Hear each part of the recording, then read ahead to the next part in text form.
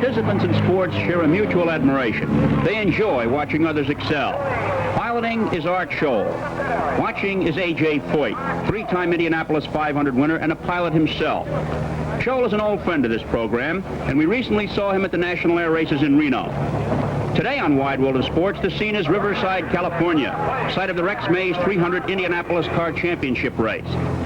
As a pre-race feature, the drivers and crowd are being treated to a demonstration of precision flying just a few feet over the track.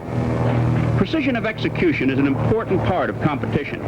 On Wide World of Sports today, we'll be seeing precision driving at Riverside and the beauty and precision of the world figure skating champions from Vienna, Austria. Women's world champion Peggy Fleming of the United States, Emmerich Danzer of Austria, and dance champions Taylor and Ford of Great Britain are among the featured skaters.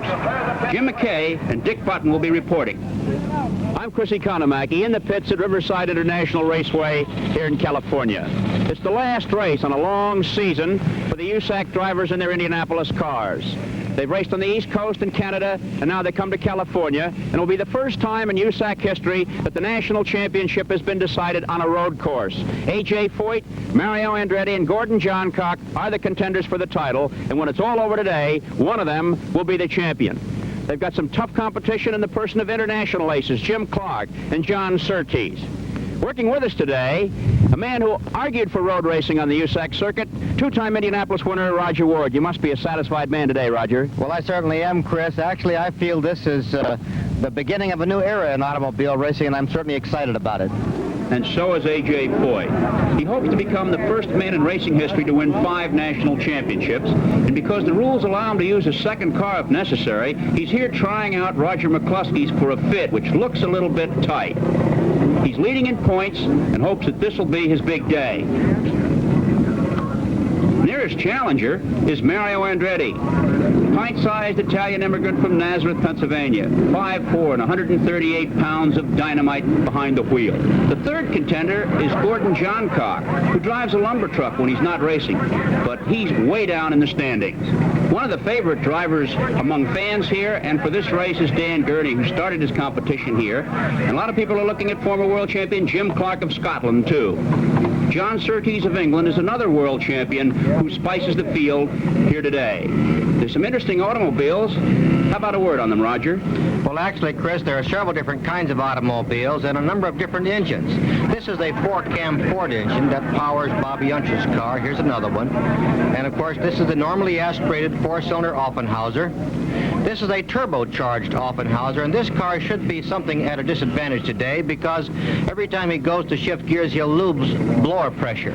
This is the Gurney Westlake Ford that Dan Gurney will be driving. And, of course, this is an automobile that Surtees will be driving. You'll notice that it is offset. And, of course, this is a racetrack with many right turns. So this car should be at something of a disadvantage also. The point situation is rather interesting, Roger, with Foyt leading, Andretti second, and Johncock third. How do you think Foyt is going to play it? Well, I think Foyt will play a waiting game to see what happens. He has a backup car driven by Jim Hurtubise, which gives him a little security, and the real pressure has to be on Mario Andretti. How do you think Mario will handle the situation? Well, I believe he has to drive a flat-out race and hope that he has a little luck. And the Johncock situation is interesting because he must win the race and have both of the others drop out before he can become the champion.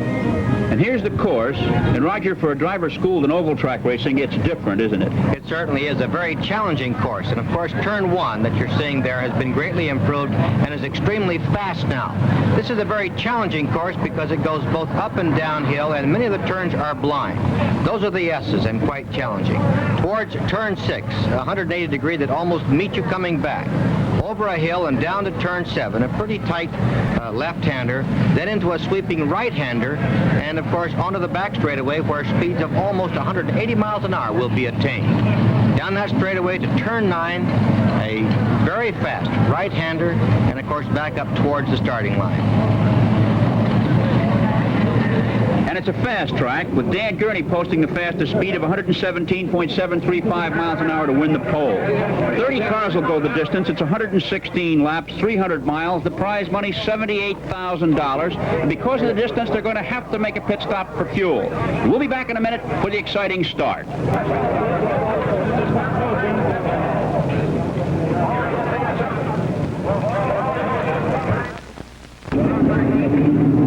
the concessions to the American way of road racing will be the rolling start. In Europe, it's a grid start. And the field of 30 is now behind the pace car with Dan Gurney and the Olsenite Eagle on the pole, flanked by Jim Clark of Scotland in the Spear X Special, one of Rollo Wallstedt's cars. Bobby Unser and John Surtees make up the second row, and A.J. Foyt in a Sheraton Thompson Special shares the third row with Mario Andretti in the Dean Van Line Special. Roger McCluskey is seventh in the G.C. Murphy Special, and Ronnie Bucknam is eighth in the Vitafresh Orange Juice Special. Gordon John Cock in his Gilmore Broadcasting Special, and Jerry Grant in the Friedkin Eagle make up the first 10 starters, all of them with Ford power out behind. Now, as they come off turn 9, down for the green flag, hopefully, the field is ready to get underway. There's the flag, and the race is on. Heading for that tricky turn 1, Gurney out-accelerates Clark and sets the pace going up the hill to turn 2. As the field sorts itself out, this is the testy part of the race, the first lap, sorting out after the start. Gurney leads out of 2, Clark right behind, as expected. Third place is Bobby Unser, and fourth is John Surtees. Through the S's. And now Gurney starts to pull away as he approaches turn 6. Clark about 2 lengths behind. One of the tough corners, Roger? It certainly is. You go uphill and into a very tight right-hander. Clark is putting the pressure on Gurney. He's not letting him pull away. Gurney's a big man for road racing. These cars weigh only 1,350 pounds, and there's Lloyd Ruby parked the wrong way. A tough break for Ruby. And now Clark takes a run on Gurney down the straightaway, but can't make it. And into turn 9. That's an awfully hard wall on the outside. It's lined with steel boilerplate. Looks like he's going to make a move there, and in fact he is pulled almost even. But Gurney seems to out-accelerate him just a little bit as they approach turn 1. Well, Gurney, who really knows this course, he's won 4 500-mile stock car races on this track and started racing here at Riverside. Now putting a little distance on Clark.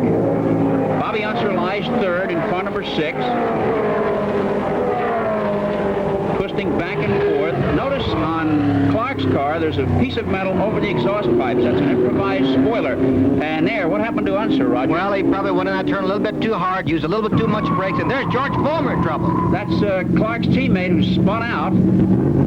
George is a former U.S. road racing champion who's trying the Indianapolis jobs this year.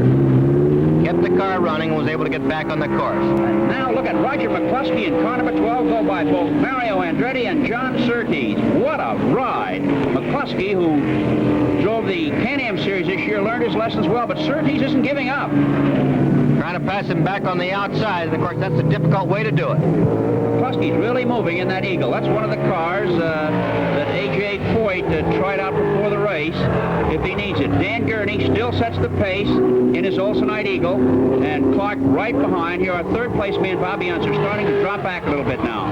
Unser 7 times won the Pikes Peak Hill Climb. And here's McCluskey trying to pick up on the leaders. He's driving a G.C. Murphy Special.